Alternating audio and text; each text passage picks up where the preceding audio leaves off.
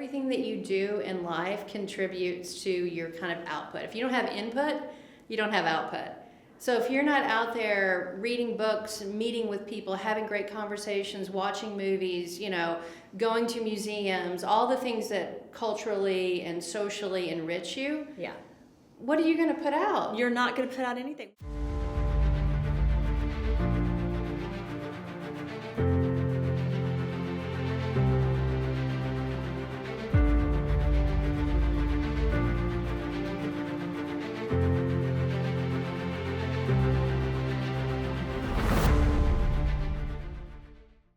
Hi everyone, this is Christina Rahm, and I am with one of my very best friends, Susan Ebling. Oh, okay, now she's Susan Corbo, but she was Susan Ebling when we were in school. So thank you for being on here today, Thanks for Susan. having me. Because we're in New York. Yep. And you live here now. I do. I was really upset when you moved here, but I'm over it now. Do you remember? I do remember. So Susan and I were in college. We lived together almost 7 years, right? Undergrad, graduate school, Mobile, Alabama, South Alabama, Spring Hill College. We had so much fun. We did. I was over the male dorm at one point. Do you remember? I do remember What that. was my title? I was a dorm leader or RA? room mom. Room mom. No. I was in charge of the male dorm at the age of 21. That was a fun experience. It's a big responsibility. So I want to go back just a little bit and talk a little bit about us. Sure. But since we're here in New York, I would love for the audience to know what you do for a living now. Since you left me in Mobile to go to Atlanta, to go to New York, tell everyone what you're doing in New York and what your career is. Sure. I've been in New York for probably almost 20 years now, shockingly so. But I've, spent my career in advertising. I'm a group creative director. So I work on the creative side. Everybody always thinks I'm a, account executive, but I'm the creative kid in the corner, but just leading a team of people, making, films and social and all the media, and have been doing it for a long time. Started out in Boston, doing that for many years, and then moved to New York. And you're one of the most creative people I know. So when we were younger, a lot younger, we would stay up at night. I don't know if you remember, and play games like, what you would always say, what do you want to eat? What do you want to do tomorrow? What's your first thought? You always ask me these questions. I remember one night thinking, I think it's 2 a.m. and she's asking me questions. And they were all fun questions. Yeah. That's how we figured out that you were a turtle. Yes. I am the hare, yes. the rabbit. I go fast, you go slow. Yeah. And we found out through all your questions what your favorite part of the day is, what you look forward to. Do you remember? I remember asking you, what's the first thing you think about when you wake up in the morning? And I go, why are you asking me this question? And you go, what is the first thing you think about when you wake up? Yeah. And I said, what I'm going to accomplish or do today. Yeah. And you go, really? That's what you think about when you wake up? Yeah. And that was exactly what I think about before. Yeah. And you said? Breakfast. And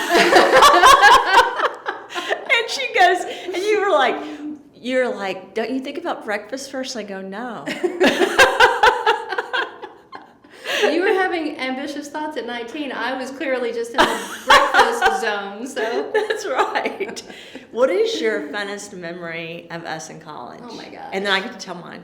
There's too many. There's a lot. There's a whole lot. It was one fun day after another. It really was. It really was. So I want to tell the audience this. We kind of had this rule. We were both the Alpha Gamma Deltas in a sorority. Yep. I was Panelite president. You were sorority president. Yep. We were involved in lots of aspects. Susan was a felon.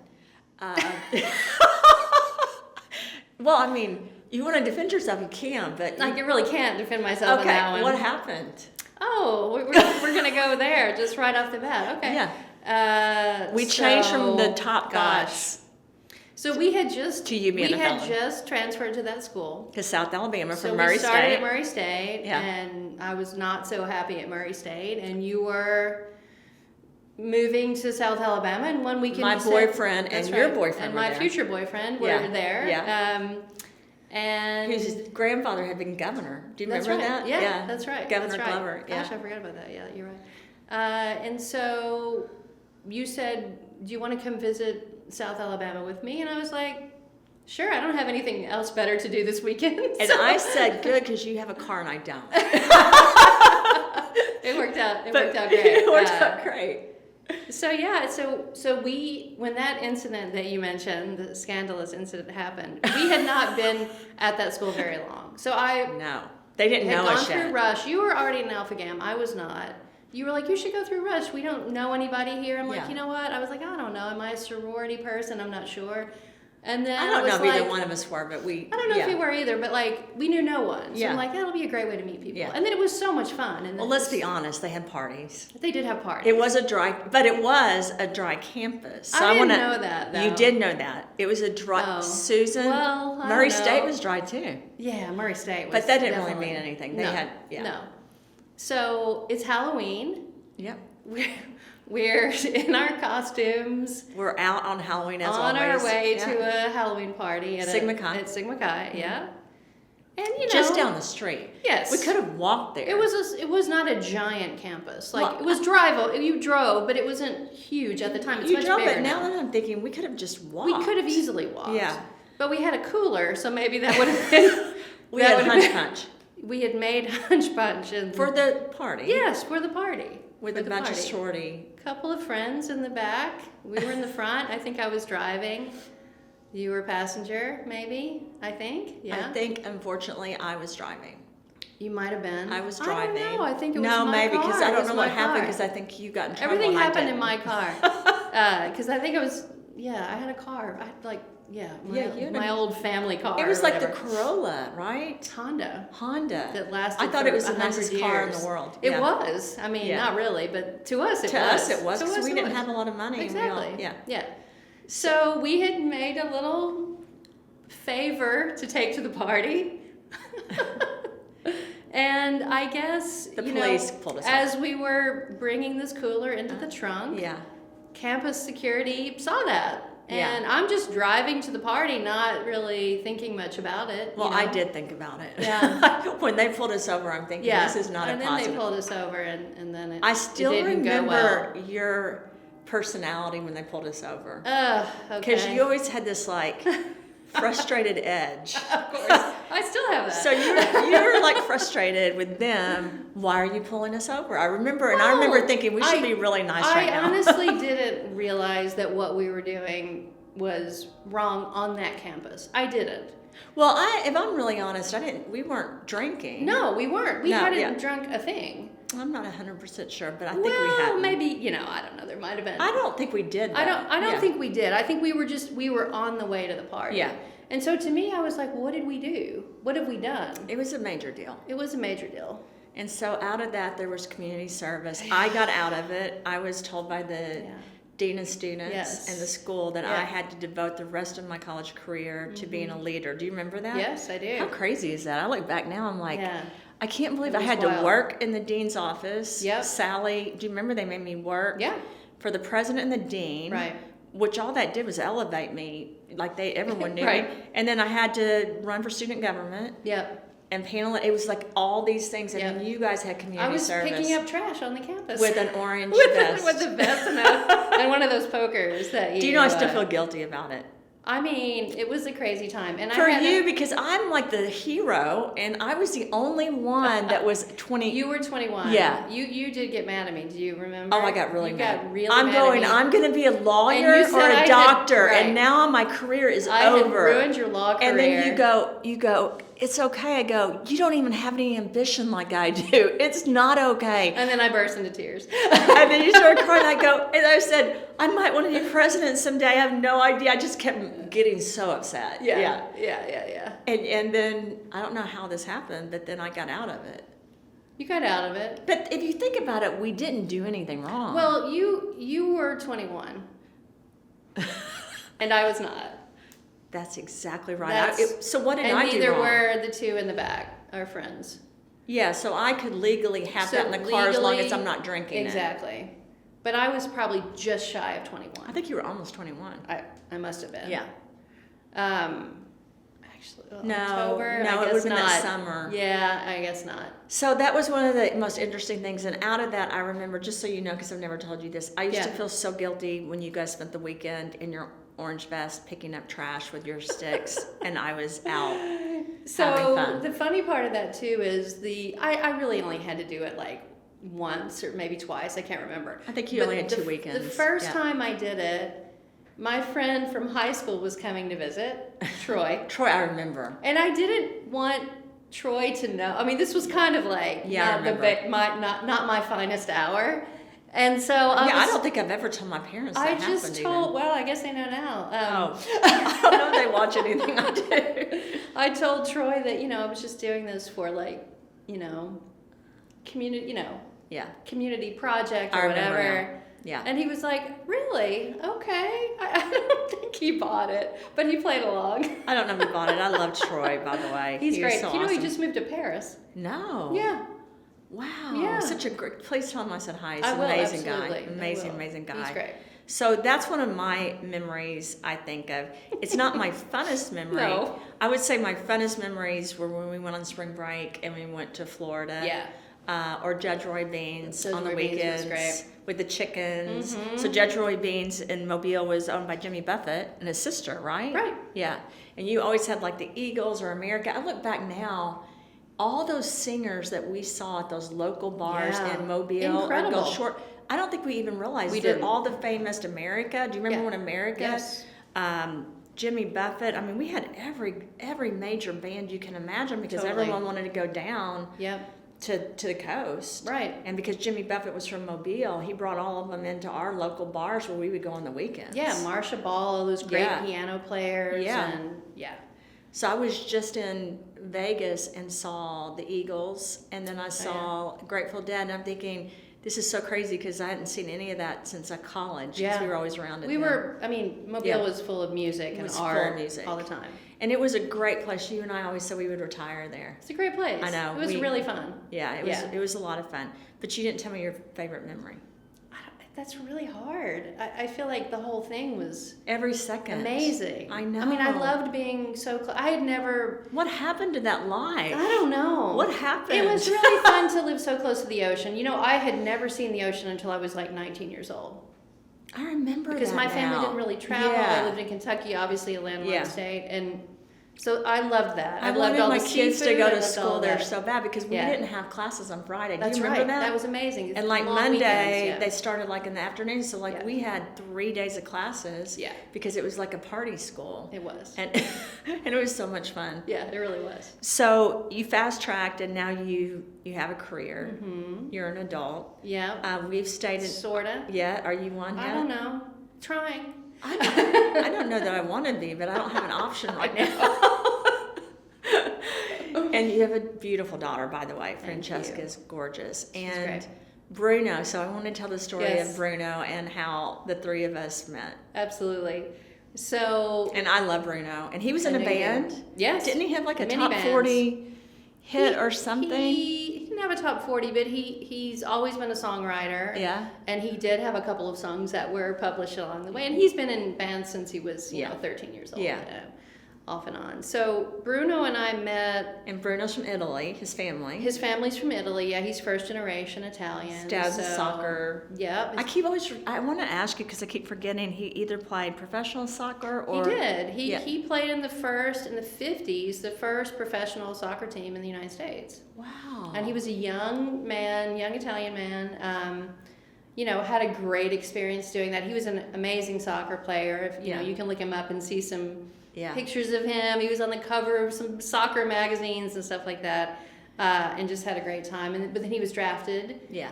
In sort of couple of years in Germany, and he played there. He was in Elvis Presley's troupe. I remember. Which they were all so jealous of Elvis because Yeah. Elvis was treated so well, Yeah. and they were just kind of treated like whatever. But yeah, Bruno and I met. He was the mail guy. He was the mail Let's guy. be honest. We don't want to. We have He to worked be in the honest. mailroom. It was my first college. After college, I went to an advertising school. He was the servant, and that Susan. was my. We met in a funny way. I still remember you calling me and saying, Yeah. I met someone that I think I like. Yes. And you said, I said, what does he do? You said he delivers our mail. So he had taken a job in the mailroom. He had production experience. He was a cameraman, etc.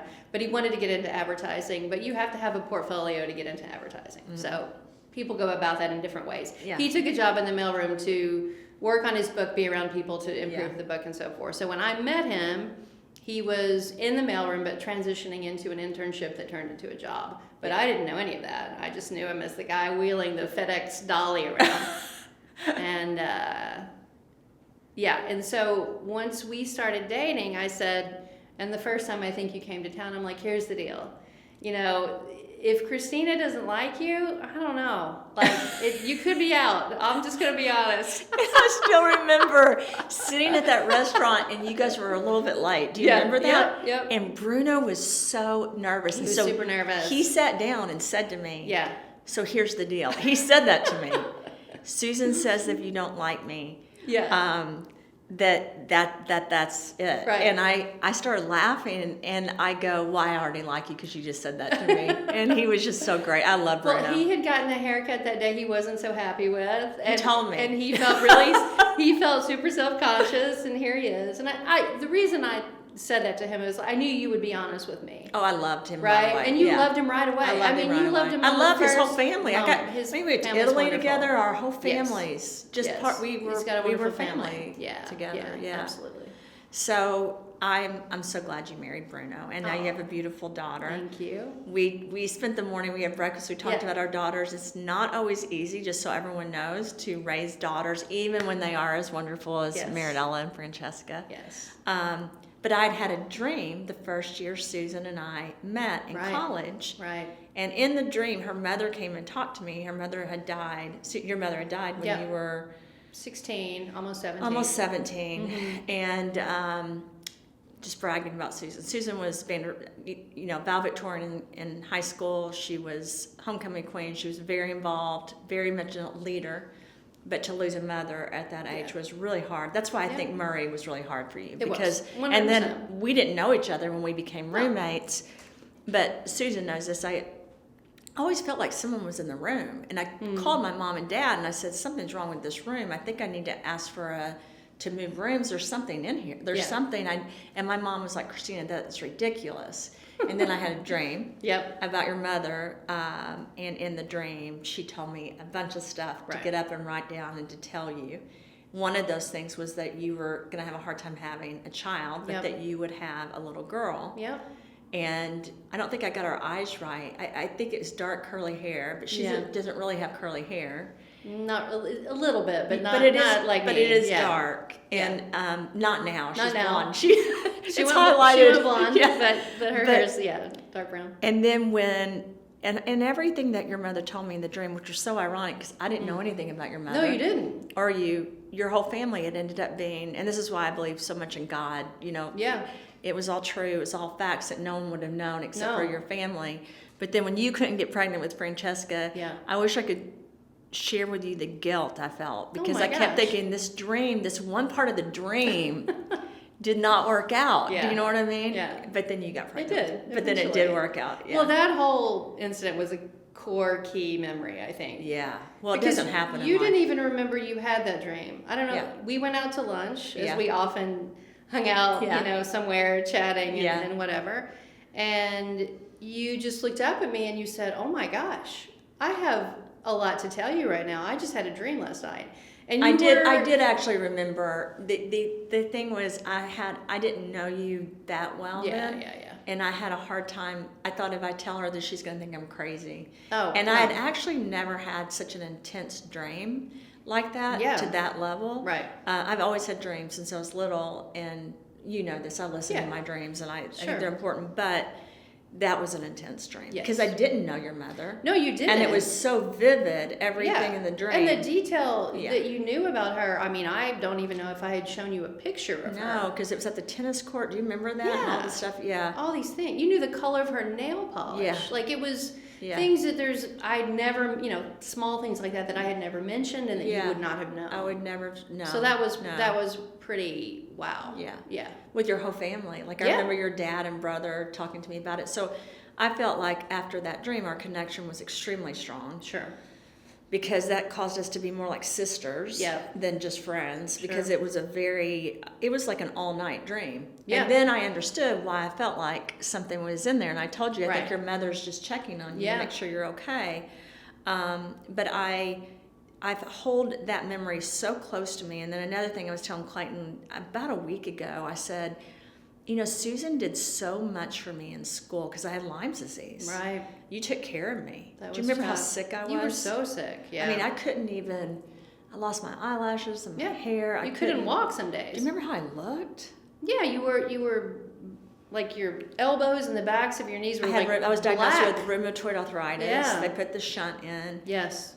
It was horrible, and you took care of me. And people have asked me how bad it was. I mean, I was in the ICU. You were there with me, right? Well, I can't really remember a lot of it because I lost my memory. Yeah, it was the early days of Lyme disease. People didn't know what Lyme disease was. But do you it remember took they put all forever that to ice be on me diagnosed. because my fever was like 105? Yes, your fever got super high. You were on antibiotics. But again, now everybody knows about Lyme disease. But you went a good year and a half before you were even diagnosed. Well, I had gotten it at Ridgecrest before, and they said it was a brown recluse. Remember? That's right. Yeah. So we were both at Ridgecrest again, and I still remember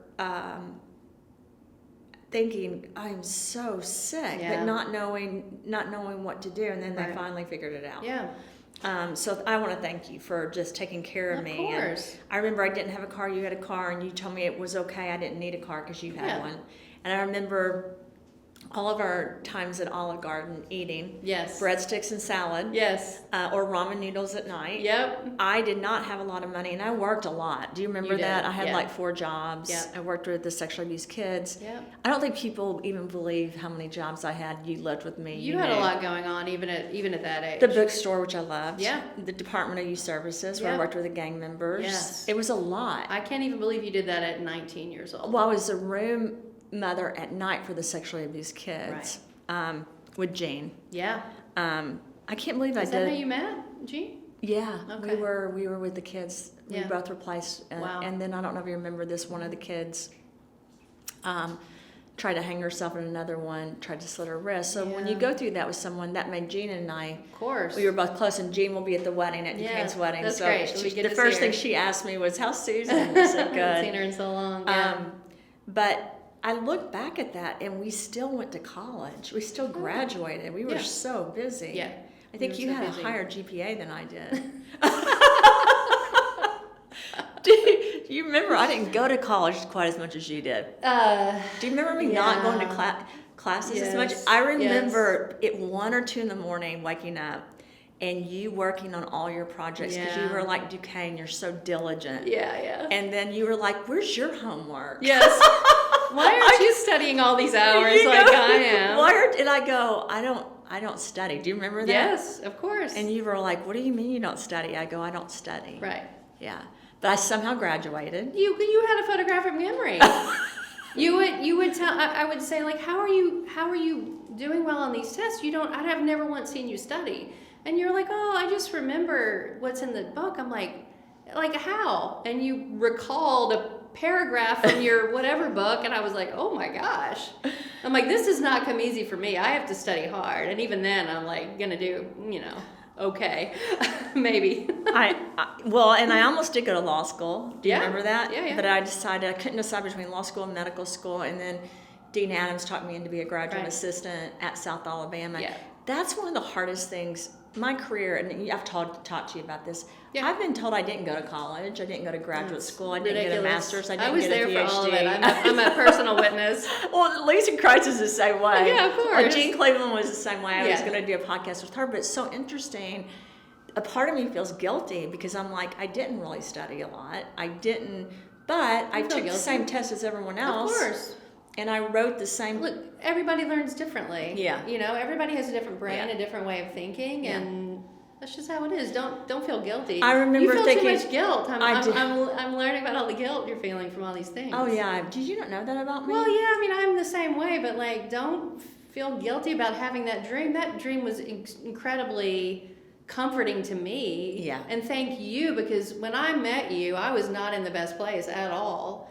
I was very suffering from the loss of my You were mother. We hurting. were extremely Yeah. close. Yeah. And so, and I was, not loving Murray largely because of that, and Oh, yeah, because it was I don't hard. know. It was hard. Murray was a little boring. I'm sorry. Well, unless you're in Astoria, Yeah, Murray, there yeah. was nothing to do. That's right. There wasn't Yeah. much to do there. Yeah. It was a very small town. Yeah.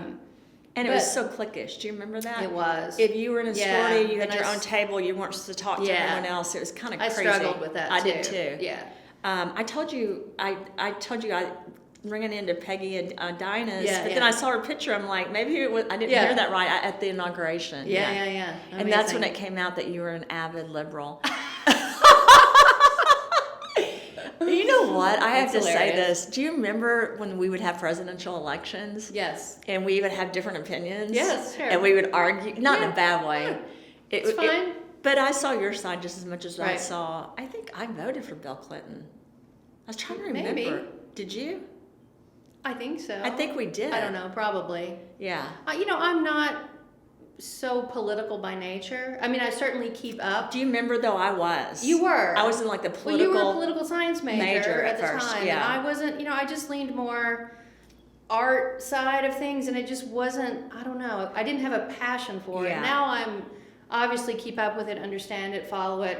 I want to be informed, Yeah. but it's not my love. Right. And I think that's everybody's just different in that way. Well, I think because I was majoring in it at Of first, course. and I really loved Kennedy. Yes. I loved the Kennedys and what they did, and Yeah. Reagan. But I really wasn't on one side or the other. I was Right. for, and I always say this as a scientist, I'm for humanity. Yeah. And so the best person to run the country Yeah. is who you want. Right. I do think it's opened my eyes a lot, because now being in so many countries, Sure. meeting with a lot of prime ministers and presidents, especially the last 2 years, it's opened my eyes to, I used to think of our country as our country and how Right. it's happening here. Now I Sure. realize it's equally or even sometimes more important how the world perceives us. Absolutely. And how we interact. Yeah. And So so true. that's kind of changed my opinion, because now when I look at the presidents, I'm like, how much experience have they really had internationally? Have Right. they seen what's going on? Do they understand what's going on? The truth is, none of us know everything. True. But you just hope for the best person, regardless of the political party. Absolutely. Right. Well, the best thing about traveling is you start to open your worldview of Yeah. people, cultures, customs, all of those things. Yeah. And when you don't have the opportunity to do that, and it's a privilege to be able to It's a travel. privilege, It's yeah. it's expensive. It takes time. You're away from your family. It's certainly a privilege. Do they fly you first class when you go to Australia and stuff like that? Business. Business, yeah.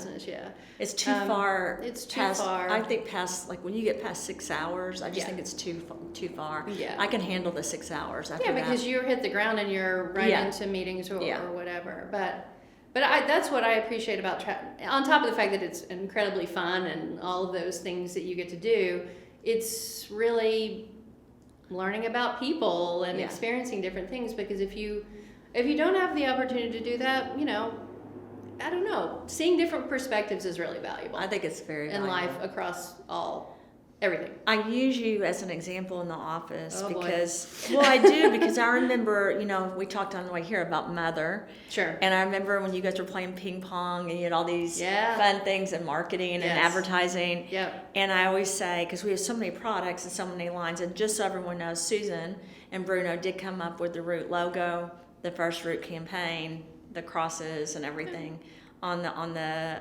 packaging. They did an amazing job. I still want you, and you know this, and Bruno to come when you can Yeah. and just do as advisors with our marketing and creative team, because it's hard when you know this. Mm-hmm. You go in, like right now you're working on a project. What are Right. you doing in Australia? I forgot. So I work on Dell Technologies right now. It's my main client. I work on other things, but that we're responsible Yeah.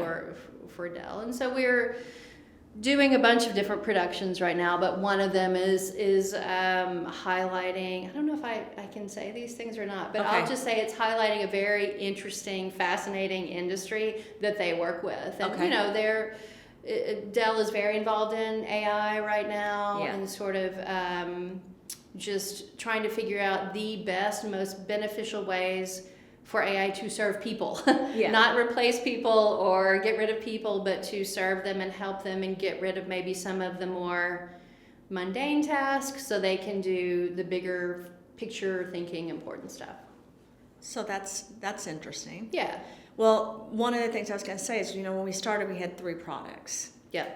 And I wasn't even there. I don't know if you remember that. I was over at another company, and then I did emergency authorization when we had COVID. I don't know if you remember. I had to work in a pharmaceutical company. Yeah. So you guys were coming up with the names and coming up with, what it looked like. But now we have like 27 products. We started manufacturing. We have 25 different companies. So it's a lot. So bringing you guys in would be such an advantage to have an outside, because one of the things, I'm like you, I understand the industry. When I was in pharmaceutical and biotech, we had our internal team, but we had an outside team come in to review and help us from a creative perspective on how we were going to launch things, and that helped us. I don't even know if we could have done it, even though we would have weekly marketing meetings, and I represented the science side. I was in all of them, but when the teams came in, they always brought in a different perspective that none of us thought about. So I use you as an example because you always told me you can't just sit at a desk and be creative. You've got to be out. You've got to be doing fun things. So like, it's one of the things I'm trying to bring in.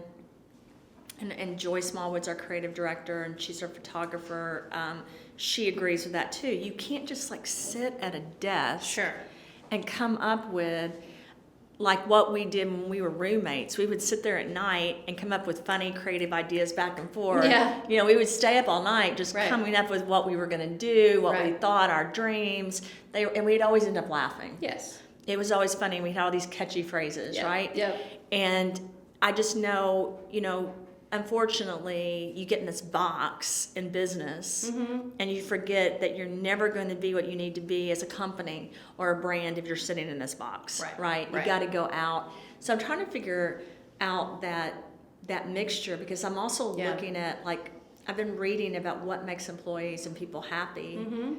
One of the things we're doing, which I haven't forgotten this either, because you and Bruno were a part of the original, we're doing the Class B series, bringing some of our employees and consultants into ownership. Which is always, I've done that in every company I've ever had. I couldn't do it with Root because Clayton owned it. But with DRC Ventures and the manufacturing and all the other brands, I do, so I can do that. And that's just always been my dream, like for as a team, to do stuff together. And everyone's families do it, and that's a legacy in my opinion. A one-person thing is not a legacy to me. Agree. It's a legacy when you bring everything in. So I'm trying to figure out how to make more flexibility and how to make it fun, but get the work too. Because the only issue I have is, and maybe you can help with this, sometimes people will go off-site and get nothing done. But also, you've talked to me before about having this block from a creative perspective, and I can tell you as a writing perspective for me, I get that block because I'm constantly writing patents. Everybody does. Yeah. So what is the solution to that? I think everything that you do in life contributes to your kind of output. If you don't have input, you don't have output. So if you're not out there reading books, meeting with people, having great conversations, watching movies, going to museums, all the things that culturally and socially enrich you, what are you going to put out? You're not going to put out anything. We had our teams watch Pitch Perfect. And we divided them into teams, and then they actually sang and danced at the end. But the whole goal is going back to, because even at like Biogenidec and Alexion, they had us do stuff like that, right? To get us out of our comfort zone and to think differently and think from a creative perspective.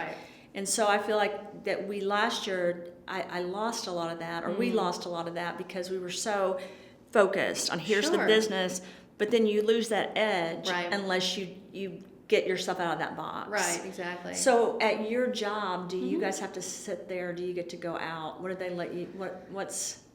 It's different now, I know. It's different. It's different now, but I'll put it in the perspective of our teams and what I think motivates them. I think creatively they're motivated by getting to be a part, express what they think, explore, try different things, and fail. And sometimes really fail or not, but learn along the way. And I find we did How much do you fail? So I'm asking this because as a scientist, I fail all the time.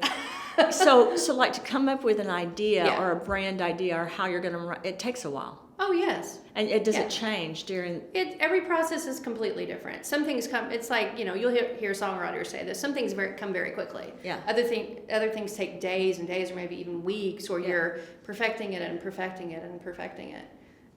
Do you know when it's right? Can you feel it? Yeah. I mean, that's from experience, I think. Though. Yeah. I don't. I think you do it so much that you eventually know. Okay, that's it. Yeah. That's the right one, or that's the wrong one. Yeah. We did something recently with teams where we just had 2 days of like, you're not going to any meetings, put your cell phone down, we're going to all sit in this room together and have a great time talking about ideas and figuring out this problem that we have to solve. And I saw those guys, and it's like 10, 12, 15 people, somewhere on Zoom, somewhere there sitting in the room. They got so invigorated by just being able to converse, be a part of it. Yeah. be a part, share something, even if some of the ideas were terrible and some of them were really good, but it didn't matter. There was no judgment. What do you do in a team? Because I know you have about 12 or 15 people. Yeah. If someone is condescending to others because they have a different idea, because I have a problem with that. Like, I don't It's believe hard. condescending, putting someone down, being snarky. That doesn't help anyone. And I don't want, because I'm held accountable by my daughter. Sure. As we all are. As we all are. And my sons and everything else. I want to create an environment where I don't care what age you are. Sure. Who you are. I don't care if you're a supervisor or not a supervisor. Yeah. We should all be kind. Right. We should treat each other Agree. with respect. That being said, there's times where you have to say, this doesn't work, this can't work. Of course, yeah. But I think the creative process on a team will never be successful if you have that person that's continuously putting people down. It's hard. It just doesn't, I don't know. I remember when you were first in this business and you telling me a story about a person in your office and he was treating people that way. Sure. And it just was detrimental to the entire office. It breaks confidence. People don't feel comfortable. So how do you handle that? I'm very fortunate at the moment that we have a wonderful teams who are really collaborative and work great together. But I can't say that that's always been the case. Yeah. There's generally somebody who's acting in that way, and it can crush 10 people. Well, it can crush the brand. It can crush the brand because it's not about an individual. No. I think that's the thing. It can't be about an individual. It's got to be about the collective working towards the same goal. Okay. I love that. I want to record that. I think we just did. I think we just did. I want to say that over and over. It has to be about the collective. Yeah. It cannot be about one or two people. It's a team sport. And it's not about who's the CEO or president or who's the executive in that area, because the truth is that person may be so far removed that they don't have a good idea, and so they may be condescending because they're not out there coming up with that creative idea. Because I have found some of our youngest people in the company, I just love hearing their ideas, Susan. I love hearing what they're thinking. Totally. Totally. And sometimes, I'm sorry, they might be 19 years old, but they may have the best idea in the room. Absolutely. Yeah. I think you get the condescending attitude from people who are probably a little insecure about their thoughts, aren't so sure that they're up to par, but want to act like they are and maybe want to achieve that. Who knows what they've been through, but they're doing it kind of for a reason. Right? And it may be that they just don't believe in themselves. I think so too. Right? I wish I had you in the office every day. Could you lead that discussion for me? But I mean, it's also not easy to get through to that person sometimes. And, I've had conversations with people trying to be honest with them about how maybe they could move their career forward, or something that we are experiencing with them that were not well received. Yeah. They didn't want to hear it. They were like, tell me that in my review. I'm not having a conversation with you about this. Wow. Okay. Then I guess we'll I'll just tell you in your review. I don't know. I was trying to help you. I'm very blessed. We're very blessed because we have a great team right now. Yeah. We've had to get rid of people for that reason. Sure. Because it's almost like a cancer. Yeah. But when you have a team where really people are for the collective, because I love how you said that. It's not about the individual. Right. It's about the collective coming up with the best idea that really supports a brand that can change things, right? And you and I have talked about marketing, creative direction, photography, videos are just as important as my science, because none of the science gets out there unless you have this other stuff behind you. That's why for me, and I think part of that comes from our friendship, and then one of my very best friends is Joy Smallwood too, right? And you're both creative people. I must love creative people. I guess so. Well, you are Clayton's a creative person. You yeah. are a creative person. So it's so important to have those creative people in the room that don't have an ulterior motive. Yeah. That just the motive is really to come up with this catchy phrase or this brand to really move things in life. And that's how you make changes. That's how you make innovation. It's not just the scientist or the engineer or the CEO. It's creatively, how do you get that information out there for the world? Absolutely. And at the Root Brands, we've had such a phenomenal group of people, but we still need you and Bruno to come in and review it. I want you in one a quarter. Listen, I'm not being sweet. I'm asking. I'm sure they would love it. Clayton has asked me a million times to ask you all. So hopefully you guys will think about it when you have a break. Or if Bruno has a break, because I know you're extremely busy. But I really would want you to come visit too. Of course, I want to come. Maybe plan it around Duquesne's wedding. Oh, that'd be amazing. Yeah. They're pointing at their watches, which means I have to end. And I think you have another job, not the podcast. I do have a job to return to. Thank you, and I thank you for taking care of me and just being one of the most. Like when I die, you'll be one of the most important things in my life. Well, thank you for taking care of me, and when I die, you'll be one of the most important things in my life. So it's all.